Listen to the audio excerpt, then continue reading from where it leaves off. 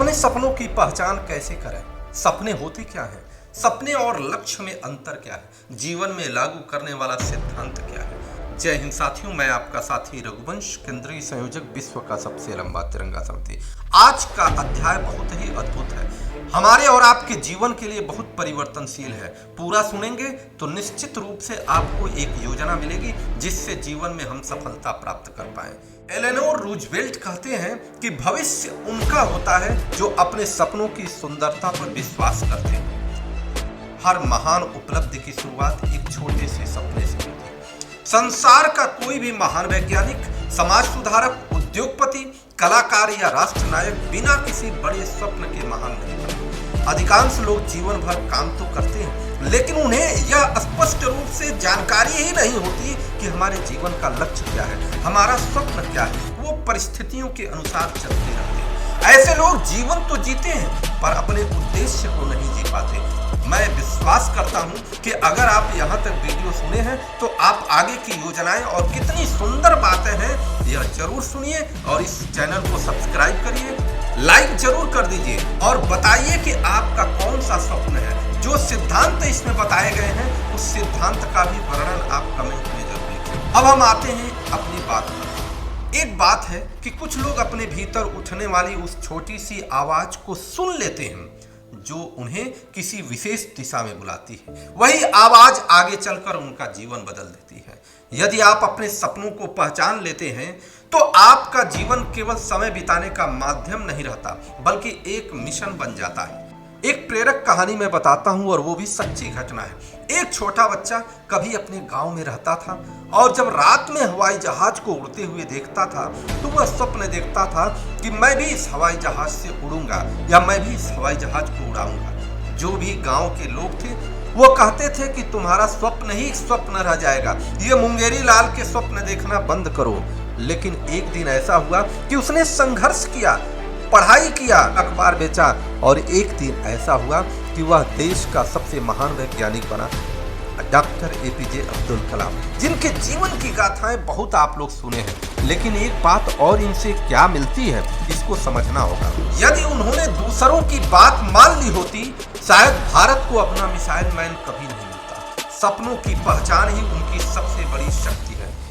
और आपको याद रखना होगा कि यह कहानी हमको सिखाती क्या है। परिस्थितियां भविष्य तय नहीं करती, सपने करते हैं। सपने आखिर होते क्या हैं हमको इस बात को समझना होगा। सपना केवल इच्छा नहीं होता, काश मेरे पास बहुत पैसा होता, यह सपना नहीं हो सकता।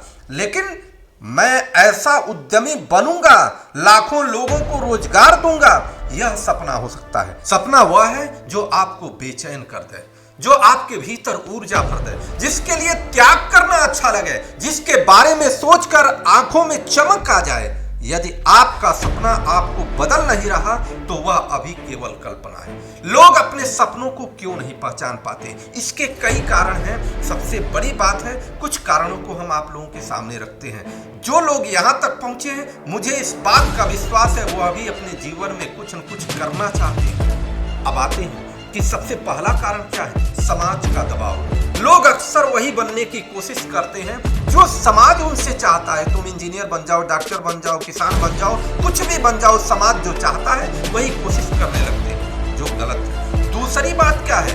असफलता का डर। वे सोचते हैं कि यदि मैं असफल हो गया तो लोग क्या कहेंगे, मेरी इज्जत खराब हो जाएगी, मुझे बहुत बेइज्जती होगी। अरे यार, ये तो समझ लो कि आज अगर तुम कुछ नहीं कर रहे हो तो भी तुम्हारी कौन सी इज्जत।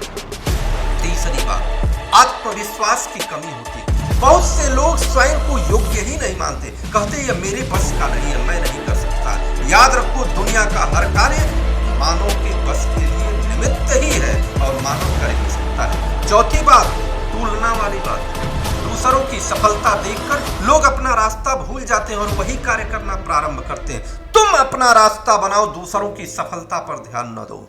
और पांचवी बात, सुविधा का क्षेत्र, कंफर्ट जोन। जब व्यक्ति अपने कंफर्ट जोन में चला जाता है तो वह संघर्ष करने से दूर हट जाता है और यह सबसे बड़ा शत्रु होता है। अपने वास्तविक सपनों की पहचान कैसे करें, ये आपको कुछ सिद्धांत हम बता रहे हैं, जिसको आप चाहें तो डायरी में नोट भी कर सकते हैं। सबसे पहला सिद्धांत, बचपन को याद करें। बचपन में आपको कौन सा कार्य सबसे आनंद देता था? पढ़ना पढ़ाना, चित्र बनाना, लिखना, नेतृत्व करना, लोगों की सहायता करना या व्यवसाय करना। तरह तरह के बहुत सारे कार्य करते रहे होंगे, लेकिन कुछ कार्य सबसे आनंद देता रहा होगा। अक्सर हमारा वास्तविक सपना बचपन में ही दिखाई देता है। दूसरा सिद्धांत ध्यान दें, समय का ध्यान रखें। अर्थात कौन सा ऐसा कार्य है जिसको करने पर आप समय भूल जाते हैं, सुबह से शाम हो जाती है या समय की पहचान ही नहीं रह पाती। इस कार्य को नोट करें कि मैं इस कार्य को करने पर समय भूल जाता हूं। वही कार्य आपकी आंतरिक रुचि का संकेत हो सकता है। तीसरा सिद्धांत, यदि धन की चिंता न हो, अर्थात कल्पना कीजिए अगर आपके पास पर्याप्त धन हो जाए, कुछ भी कमाना न हो और इसके बाद आप क्या करना चाहेंगे, वह आपका स्वप्न हो सकता है, आपकी जीवन की दिशा को स्पष्ट कर सकता है। चौथा सिद्धांत ध्यान रखिए, समाज को आपकी आवश्यकता कहाँ है। सपना केवल स्वयं तक सीमित न हो, वह दूसरों के जीवन में भी परिवर्तन लाए। जो सपना समाज के हित से जुड़ा होता है वही इतिहास बनाता है। क्या स्वामी विवेकानंद जी ने सन्यासी बनना सपना देखा था? नहीं, उन्होंने भारत के आत्मविश्वास को जगाने का स्वप्न देखा था। क्या नेताजी सुभाष चंद्र बोस केवल देश की आजादी चाहते थे? नहीं, वह उस प्रकार की आजादी चाहते थे जिससे भारत की वीरता और स्वाभिमान पर आधारित हो।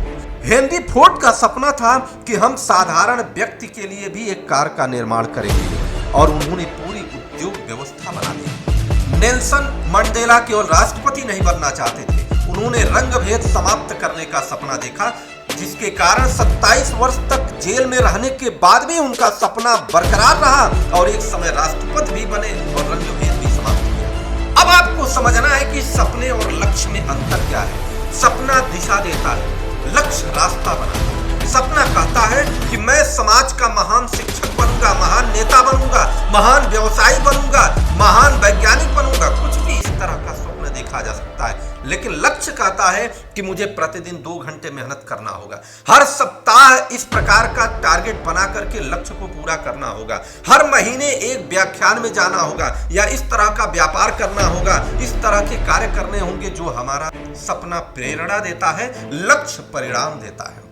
ऐसे ही सभी कार्य के लिए संभव है। जीवन में कुछ सिद्धांत ऐसे हैं जिसको लागू करना चाहिए। आप चाहिए तो इसको नोट करिए। मुझे यह पूरा विश्वास है कि आपके जीवन को बदलने के लिए यह काफी होगा। हर दिन अपने सपने को लिखिए, एक डायरी बना करके लिखिए। अपने सपने की कल्पना प्रतिदिन 5 मिनट कीजिए। ऐसे लोगों के साथ रहिए जो आपको आगे बढ़ाएं। अपने सपने को छोटे लक्ष्यों में बांटिए। अपने सपने को किसी महान उद्देश्य से जोड़िए। तुलना नहीं, प्रगति पर ध्यान दीजिए। प्रतिदिन अपने सपने के लिए कम से कम एक कार्य अवश्य करिए। अब आपको समझना है कि इसके लिए अभ्यास कैसे करना होगा। अभ्यास ये करना है कि पहला नंबर, मेरा सबसे बड़ा सपना क्या है, आज ही लिखिए। मैं जीवन में क्या बनना चाहता हूं, इसको लिखिए। क्यों बनना चाहता हूं, इससे समाज को क्या लाभ होगा। अभ्यास नंबर 2 में अपनी 5 इच्छाएं लिखिए। अपनी ऐसी 5 इच्छाएं जो आप करना चाहते हैं और उसमें से एक महत्वपूर्ण इच्छा, वही आपका सपना हो सकता है। अभ्यास नंबर 3 है भविष्य की कल्पना। अपनी आंखें बंद करें और 5 वर्ष बाद ये कल्पना करें कि आप कहां हैं, आप क्या कर रहे हैं, आपके साथ कौन लोग हैं, समाज आपको किस रूप में पहचानता है। इस दृश्य को लिखिए। और उसके बाद आत्ममंथन के कुछ प्रश्न हैं जो आपके जीवन को बदल सकते हैं। क्या मैं वास्तव में अपना सपना जी रहा हूं? सबसे पहला आत्ममंथन। दूसरी बात, मेरा सपना अपना है या दूसरों की अपेक्षाओं का परिणाम है। तीसरी बात, कौन सा डर मुझे रोक रहा है इसको। और चौथी बात, यदि असफलता का कोई भय न हो तो मैं क्या करूंगा। पांचवी बात, क्या मेरा सपना केवल मेरे लिए है या समाज के लिए भी है। और आज हमको संकल्प लेना होगा। मैं आज यह संकल्प लेता हूं कि मैं अपने जीवन के वास्तविक सपने को पहचानूंगा, उसे लिखूंगा और प्रतिदिन उसके लिए एक ठोस कदम अवश्य उठाऊंगा। मैं परिस्थितियों का नहीं, अपने संकल्प का अनुसरण करूंगा। मेरा सपना केवल मेरी सफलता का नहीं बल्कि समाज और राष्ट्र के कल्याण का भी माध्यम बनेगा। और इस वीडियो का इस अध्याय का सार क्या है?